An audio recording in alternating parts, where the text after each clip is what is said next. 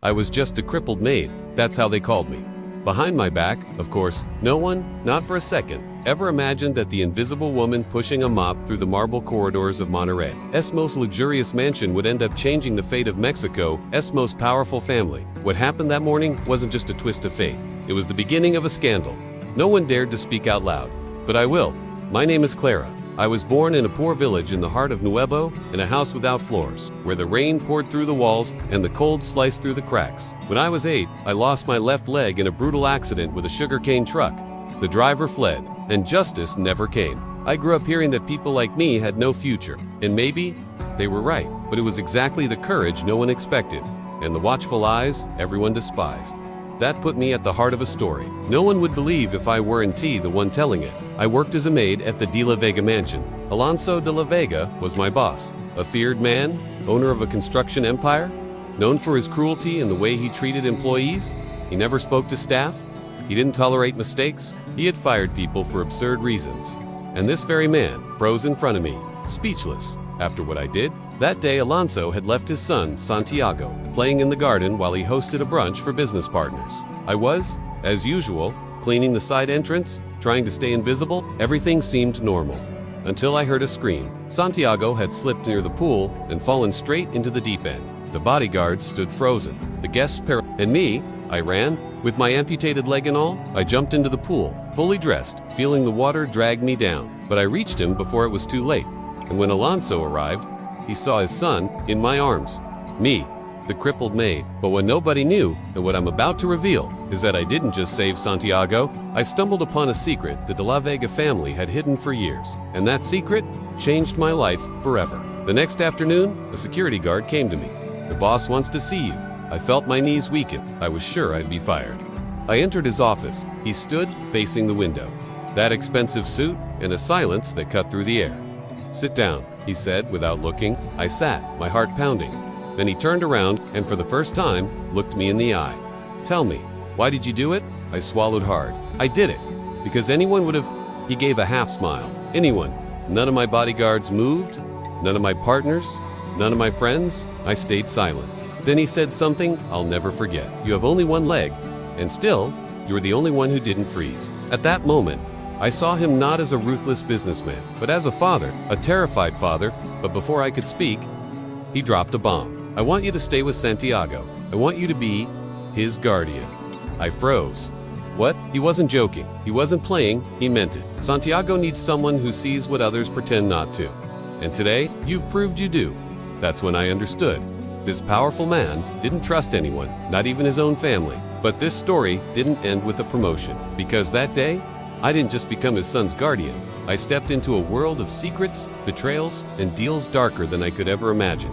And it all started with a contract. The contract arrived the next day, not by Alonso's hand, but through his personal lawyer. Official paper, filled with clauses, and a condition that sent chills down my spine. I had to move into the mansion. "It's for Santiago's safety," the lawyer said, "and yours, too." My safety, I didn't understand, but I signed. Deep down, I felt this story was bigger than me. That night, I realized that house wasn't just luxury. It was a cage. Cameras everywhere. Staff who wouldn't meet your eyes. Armed guards patrolling the garden like a war was about to break out. And a silent boy with hollow eyes, sleeping behind a locked door.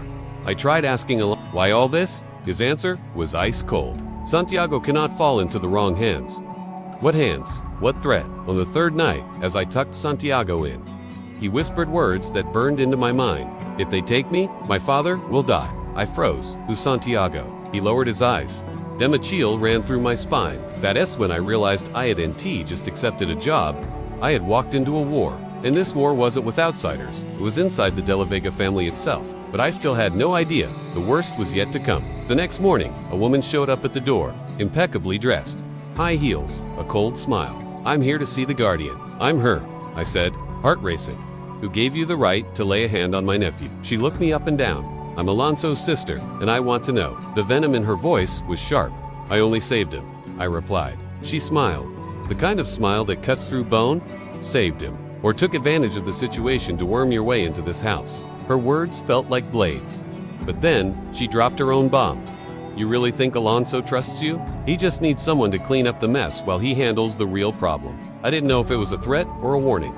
But she didn't stop, just like it always happens with people like you. When everything explodes, you'll be the first to fall. And she walked away. That night, Santiago woke up screaming. I rushed to him. He was shaken. They'll take me. I couldn't promise what I didn't understand. I had to know the truth. That's when I searched the mansion. And hidden behind a dusty book, I found it. A document with Santiago's name and a signature that wasn't Alonso's. I hugged him tight. No one's taking you.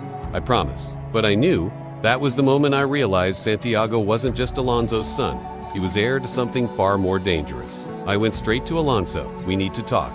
He met my eye. I threw the document on his desk. Why is Santiago's name next to another man's signature?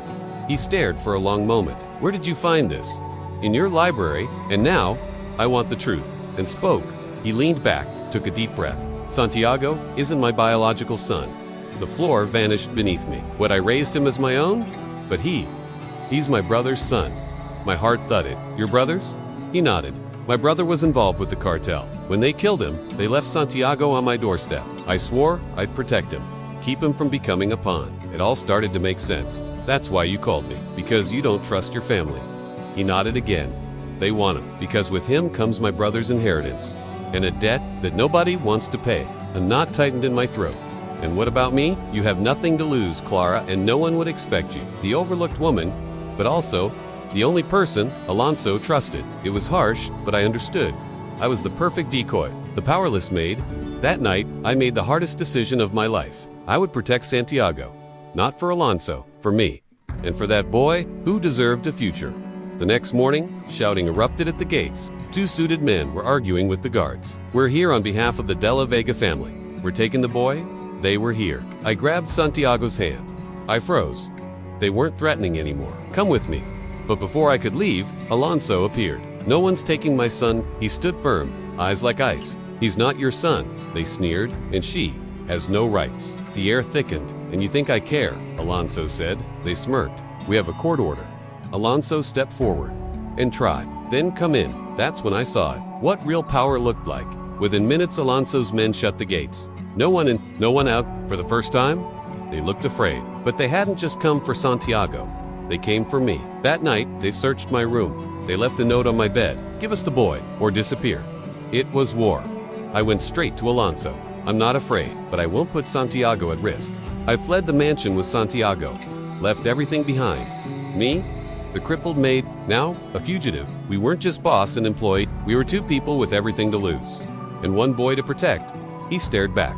Neither will I. That's why we're leaving. And so, in the dead of night, and Alonso, he covered for us, helped us disappear. Because in the end, looking back, I know it wasn't the accident or the escape. It was the courage. And you, would you have stayed or fought? Tell me in the comments. And if this story moved you, subscribe. There's more to this world than you'd ever believe. Watch the next video, because this story was only the beginning.